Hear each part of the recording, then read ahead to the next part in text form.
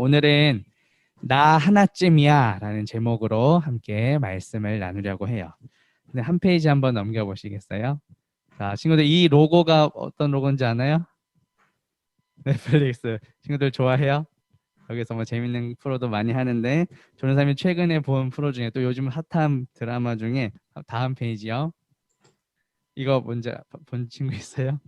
이게 15세 관람가에서 전설이 넣을까 말까 하다 고민이 많았는데 DP라는 군대 이야기를 다룬 그런 드라마인데 이제 여기도 여학생이고 군대 이야기를 잘 어울리지 않을 것 같아서 넣을까 말까 하다가 고민을 했는데 군대에 보면은 한 사람이 잘못으로 인해서 그 속해 있는 공동체 전체가 어려움을 당하고 또 이렇게 혼이 나는 경우가 있거든요. 그래서 이제 그 서론으로 가지고 온 거고 또 우리 삶에도 봤을 때 우리가 지금은 방역 수칙을 잘 지키고 있지만 예전에 이제 코로나 초반에는 마스크를 잘 안 쓰고 다닐 때는 어떻죠? 같은 공간에 한 사람만 바이러스를 전파해도 같은 공간에 있는 사람 전체가 이제 또 어려움을 당하게 되죠.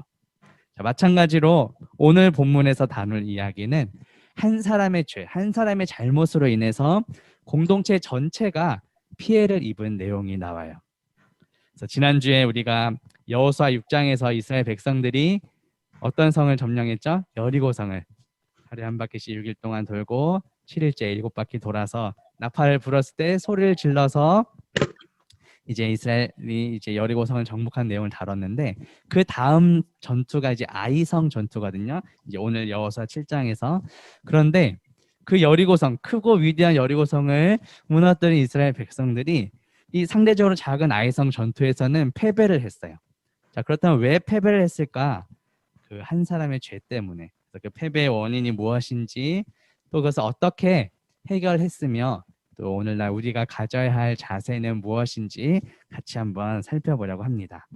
자, 첫 번째 패배의 원인을 볼 텐데 결론부터 말하자면 패배했었던 그 원인이 두 가지인데 첫 번째가 불순종이고 두 번째는 탐심이에요.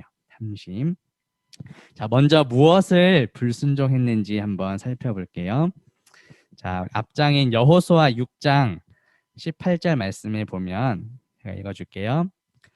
너희는 온전히 바치고 그 바친 것 중에서 어떤 것이든지 취하여 너희가 이스라엘 진영으로 바치는 것이 되게 하여 고통을 당하게 되지 아니하도록 오직 너희는 그 바친 물건에 손대지 말라 이렇게 말씀을 하세요. 자, 그런데 지금 제 화면이 잘 나오고 있죠? 네. 자, 고통을 당하게 하다라는 이 단어가 히브리어로 아카르라는 단어인데 오늘 본문에서 아골 골짜기 할 때 그 아골과 같은 단어예요. 하나님께서는 고통을 당하게 되지 않도록 하기 위해서 온전히 바치라고 말씀을 하셨어요. 자, 그런데 한 사람의 죄 때문에 패배했다 그랬잖아요. 아간이라는 사람이 있었는데 그 사람은 이 말씀에 불순종했어요. 순종하지 않았다는 거예요. 그 말씀에 불순종했기 때문에 이렇게 노란색으로 표시한 것처럼 공동체 전체에 고통을 당하게 괴로움을 주게 되었어요. 자, 역대상 2장 7절 말씀 볼게요. 여기에 보면 아간에 대해서 소개를 하는데 이렇게 말씀해요. 갈미의 아들은 아갈이니 그는 진멸시킬 물건을 범하여 이스라엘을 괴롭힌 자라. 아간에 대해서 이렇게 소개하는데 여기에 이름에 표현한 이 아카르 괴롭히다, 아카르 다 같은 단어예요. 그러니까 아간이라는 이름의 뜻 역시 괴로움을 뜻하는 거예요.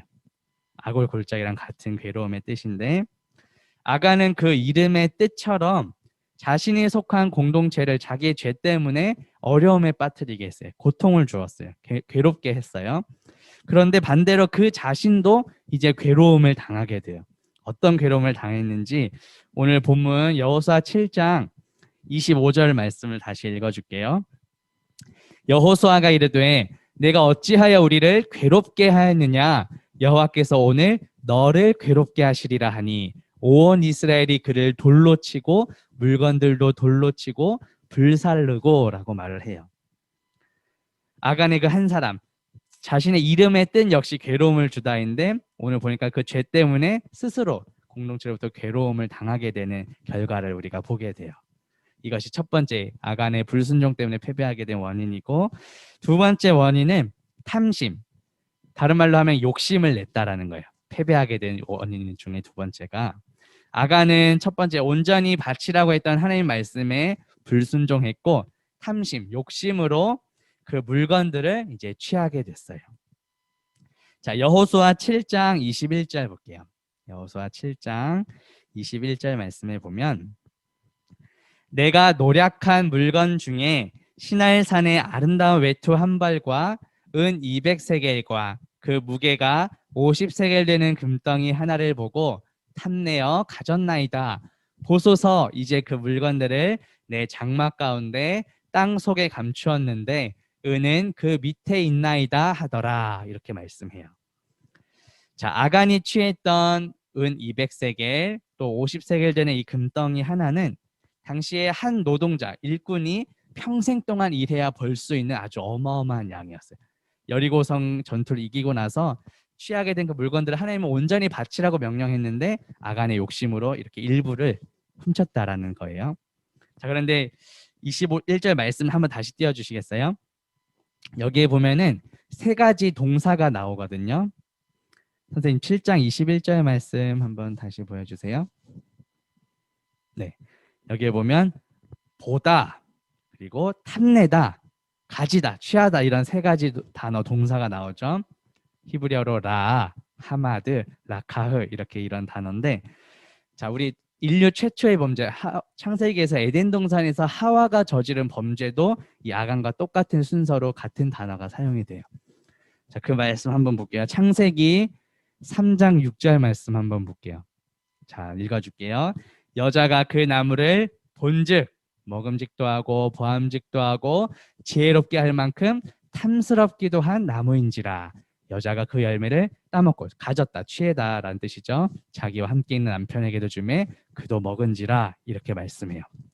인류 최초의 범죄 에덴 동산에서 하와가 선악과를 따먹은 것도 욕심에서 출발을 했고 아간이 여리고 성 전투에서 취한 물건도 자신이 훔친 것도 다 욕심에서 출발을 한 것을 공통적으로 우리가 볼 수 있어요. 이렇게 패배의 원인이 된 삶이 바로 이 아간의 불순종과 또 탐심이었는데, 자, 이렇게 패배의 원인이 된 아간을 처리하는 내용을 담은 게 바로 아까 우리가 읽은 본문의 내용이에요. 자, 여호수아는 어떻게 이 아간을 처리했는지 한번 볼게요. 우리 두 번째 해결 방법 볼 텐데, 여호수아는 먼저 그 아간의 집으로 사람들을 보내서 이제 살폈어요. 그런데 거기에 감추어진 물건들이 있어서 다 가지고 와서 하나님 앞에, 여호와 앞에 쏟아 놓았다고 이야기해요. 자, 오늘 본문 22절과 23절 말씀 보면 이에 여호수아가 사자들을 보내며, 사자는 동물 사자가 아니라 심부름꾼, 일꾼을 말해요. 종들, 사람들을 보내서 그의 장막에 달려가 본즉 물건이 그의 장막 안에, 아간의 장막 집에 감추어져 있는데 은은 그 밑에 있었다고 말해요. 또 23절, 그들이 그것을, 여호수아가 보낸 사람들이 그것을, 물건들을 장막 가운데서 취하여 여호수아와 이스라엘 모든 자손에게 가지고 오매 그들이 그것을 누구 앞에 쏟아 놓았다고요? 여호와 앞에. 맨 처음에 하나님께서 다 내 것이니까 온전히 하나님께 바치라고 말씀하셨는데 아간이 일부를 훔쳤단 말이에요. 이제 그것을 다시 원래의 위치로 하나님께로 돌려놓았다. 이것이 해결 방법이에요. 모든 것이 다 하나님께 속하여 있는 것이기 때문에 여호와 앞에 쏟아 놓았다라고 말씀을 해요. 자, 우리가 살아가는 동안 친구들이 뭐 아르바이트 하는 친구들은 아직은 없을 것 같기도 하고 이제 뭐 보통 집에서 용돈을 받거나 이렇게 지낼 텐데, 우리가 살아가는 동안 돈은 분명히 필요한 부분이에요. 그죠? 물질은 반드시 필요한데 그것이 필요 없다는 말은 아니에요. 오해하지 마세요. 필요 없다는 것은 아닌데 그 물질이 하나님보다 더 우선이 된다면 그것이 나에게 우상이 될 수 있다는 거예요.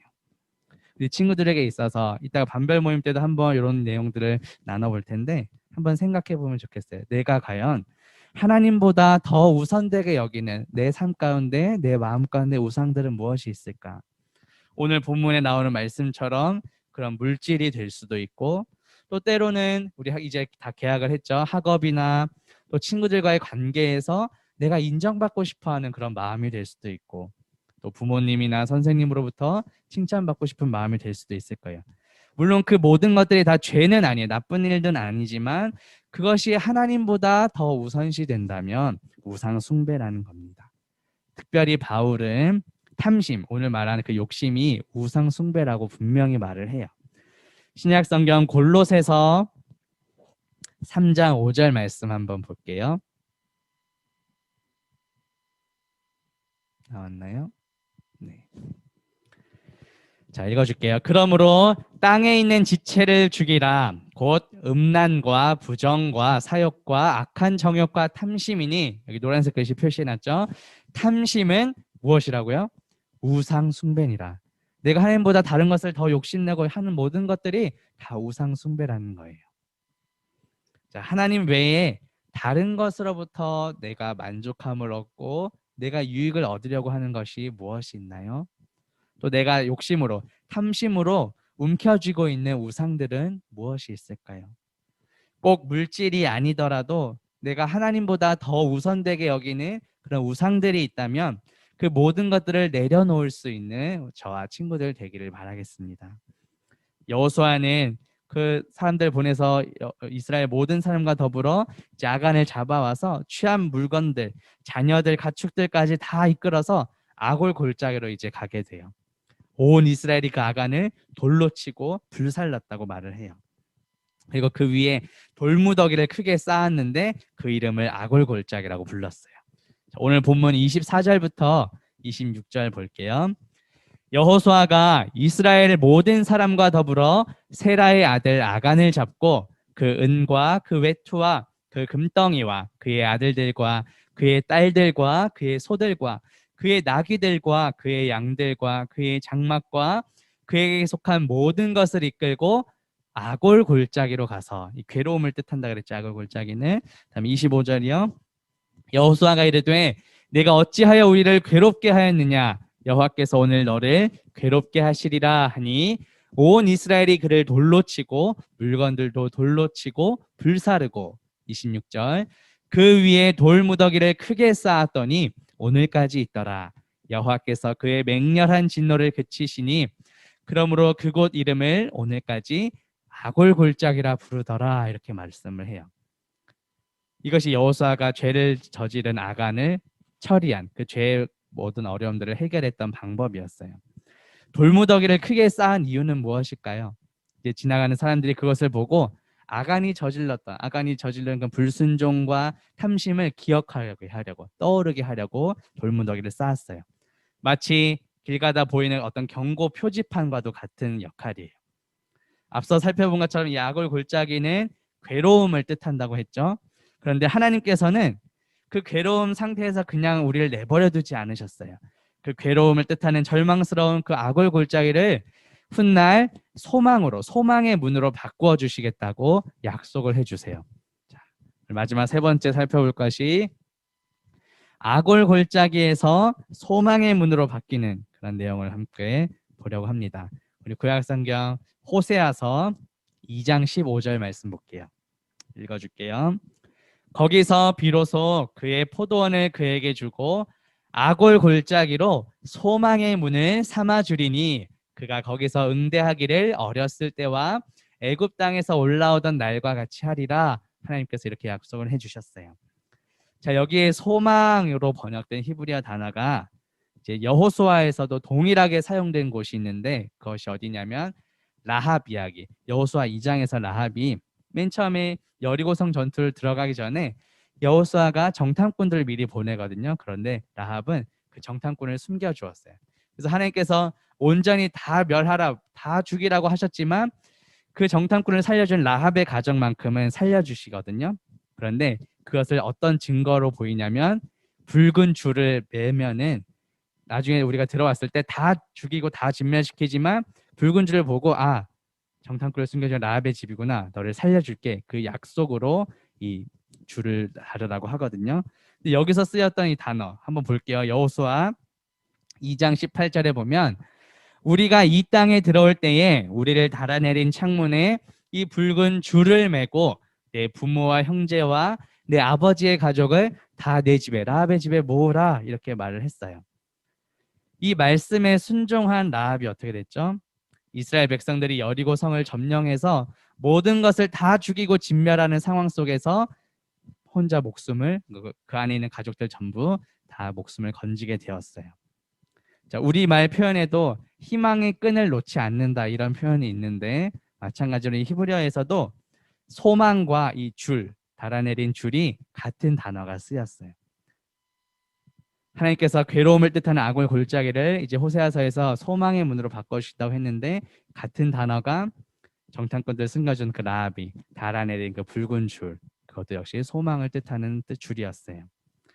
호세아 시대의 이스라엘 백성들은 예전에 기생 라합이 사람들에게 몸을 팔았던 것처럼 우상들에게, 하나님을 제외한 다른 우상들에게 몸을 팔고 있었어요.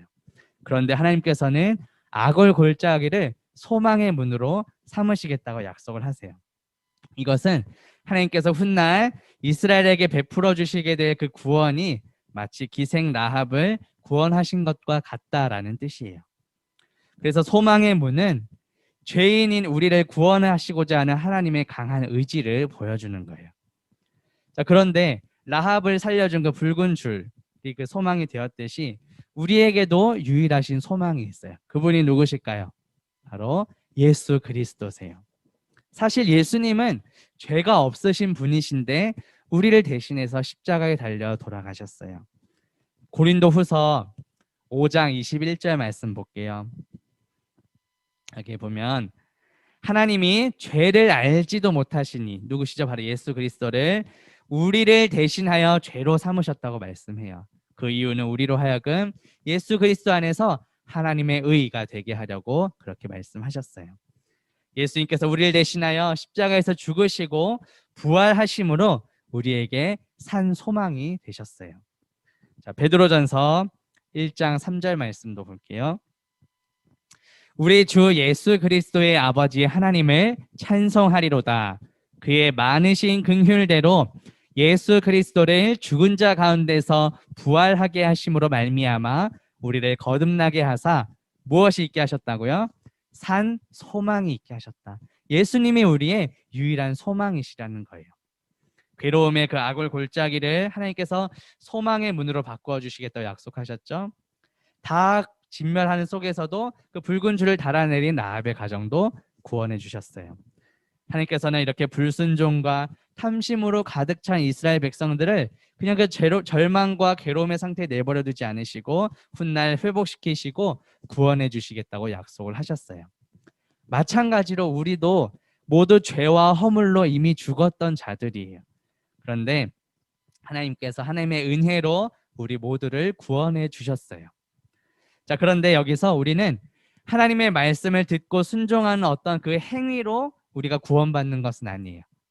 우리가 이미 하나님의 은혜로 구원받았기 때문에 그 은혜에 감사하는 반응으로 이제 하나님의 말씀을 지키고 순종하는 거예요. 자, 아간 한 사람이 하나님의 말씀에 불순종하고 욕심을 부려서 이스라엘 백성 전체가 피해를 입었다 그랬죠. 자, 오늘 설교의 제목처럼 아간은 나 하나쯤이야 이렇게 생각했을지도 몰라요. 결국 이 한 사람의 죄로 인해서 공동체 전체에 괴로움과 고통을 끼치게 되었어요. 여호수아 7장 1절 말씀 한번 볼게요. 여기에 보면 분명히 죄를 저지른 사람은 아간 한 사람이지만 이렇게 표현해요. 이스라엘 자손들이, 복수로 되어 있죠. 이스라엘 자손들이 온전히 바친 물건으로 말미암아 범죄하였으니 이는 유다 지파 세라의 증손 삽디의 손자 갈미의 아들 아간이 온전히 바친 물건을 가졌습니다. 자, 여기 또 나오죠. 여호와께서 누구에게요? 아간 한 사람이 아니라 이스라엘 자손들 공동체 전체에게 화를 내셨다고 말씀을 해요. 분명히 아간 한 사람이 불순종하고 탐심해서 죄를 지었지만 성경은 이스라엘 자손들 공동체 전체가 죄를 지었다고 기록하고 있어요. 하나님께서도 아간 한 사람이 아니라 이스라엘 자손들 공동체 전체에게 진노하셨다, 화를 내셨다고 말씀해요. 그런데 바울도 로마서에서 인류 최초의 사람 아담과 예수 그리스도를 비교하면서 이렇게 말을 해요. 로마서 5장 19절 말씀 볼게요. 한 사람이 순종하지 아니하므로, 여기서 처음 나오는 한 사람은 아담을 가리킵니다.